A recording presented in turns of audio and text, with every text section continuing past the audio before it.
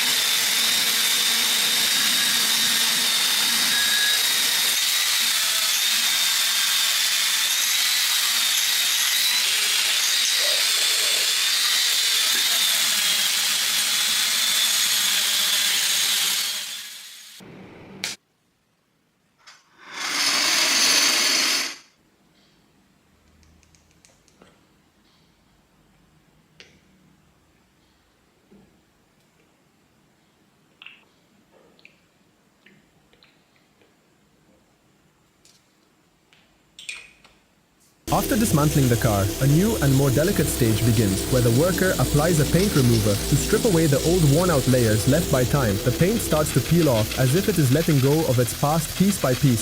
Special tools are then used to scrape away the remaining residue and clean every corner and detail of the body. With each movement, the true metal beneath begins to appear as if the car is slowly being reborn in silence and calm. This stage is not just cleaning, it is a process of revealing the true structure, preparing it for a complete restoration and a new life from the very beginning.